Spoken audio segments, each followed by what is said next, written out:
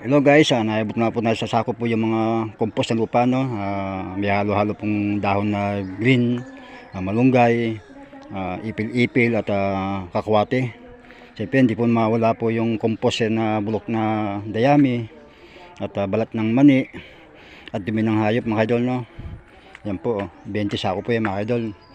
Complete na po yan, bastante na po yan tayo sa gulay na yan. Kung meron tayong 5 puno, 4 punong ampalaya at 5 punong talong at 3 punong kamatis.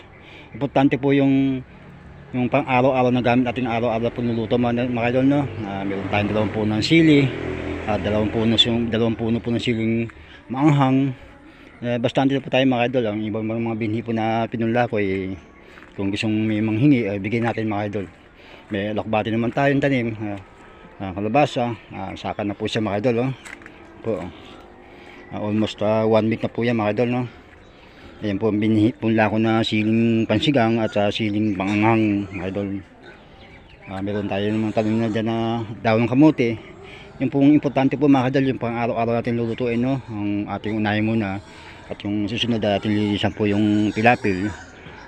Taniman po natin ng binhing father ni yung pong bininditahan ni father sa simbahan po, no? Sabado de Gloria de Ramos, pagkabuhay. Yun po itatanim natin sa mga bakod-bakod po.